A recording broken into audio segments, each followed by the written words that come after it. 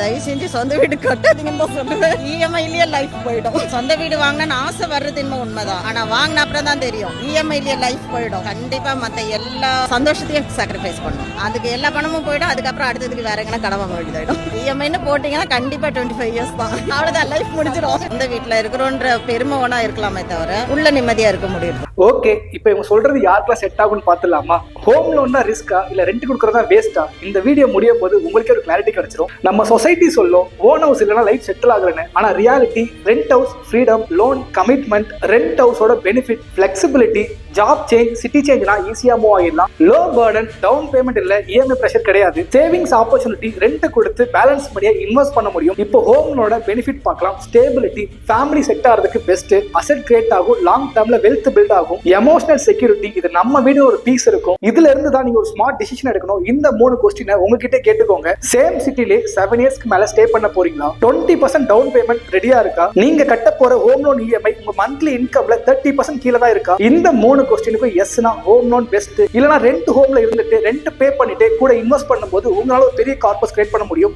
Rent waste இல்ல, loan wealth create பண்ணும். Wrong time எடுத்தீங்கன்னா உங்க லைஃப் ஸ்லோ டவுன் ஆயிரும். சோ நீங்களும் இந்த டிசிஷன் எடுக்கிறதுக்கு முன்னாடி இந்த 3 செக்லிஸ்டையும் ஃபாலோ பண்ணிக்கோங்க. இப்போ உங்களுக்கு ஒரு கிளாரிட்டி கிடைச்சிருக்கும். தப்பான டைம் எடுத்தவங்க நிறைய பேர் புலம்பிட்டு இருக்காங்க. சோ இதை தான் உங்களுக்கு தெரியப்படுத்தணும். இந்த மாதிரி நிறைய ஃபினான்ஷியல் இன்ஃபர்மேஷன் இருக்கு. இந்த பேஜை மறக்காம ஃபாலோ பண்ணி வச்சுக்கோங்க.